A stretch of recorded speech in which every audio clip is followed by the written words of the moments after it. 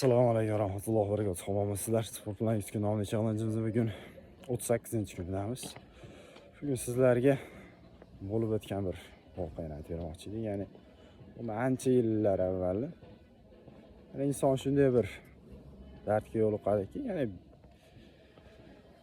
qo'li asta-sekin yirib ketishni boshlaydi. Doktorlar buni javobini topisha olmaydi, ya'ni diagnoz qo'yisha olmaydi, to'g'ri tashxis. Aytishadiki, nima qilgansiz deydi, ya'ni barmoqlari asta-sekin chirib ketib, olib tashlashadi barmoqlarni. Bundan keyin panjalarini uradi polni.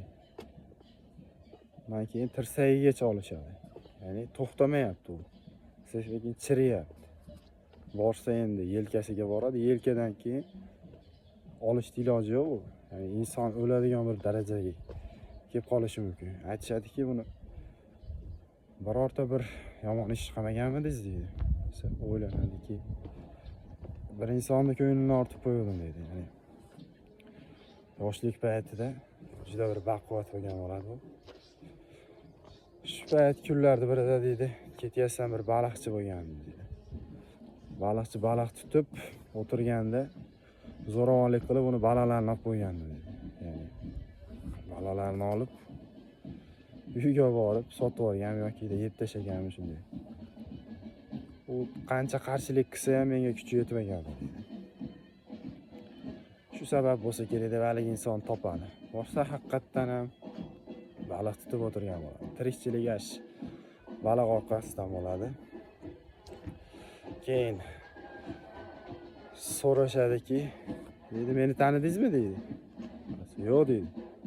Ancha yillar avval deydi, shu baliqlaringizni zo'ravonchilik yo'li bilan, kuch bilan tortib olgan inson men bo'laman.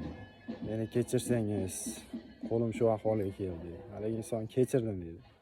Aytadiki, shunda bir nima degandingiz desa, aytgandimki deydi, yo Robbiy, unga ham kuchni o'zing bergansan, menga ham ozroq kuch bergan bo'lsang, unga ko'proq kuch bergansan deydi. Har narsa o'zingning qo'lingda, o'zing unga kifoya qilgin degandim deydi. Shuning uchun shu ish bo'ldi deydi. Ya'ni dilozorlik yaxshi ish emas.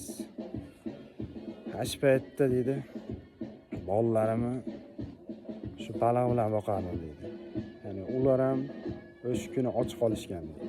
Ularni ham balki deydi, och qolgani sababli shu ahvolga kelgandirsiz deb uni kechiradi. Shundan keyin uni yarasi to'xtashni boshlaydi. Ya'ni qo'li chirishdan to'xtab, tuzalib ketadi.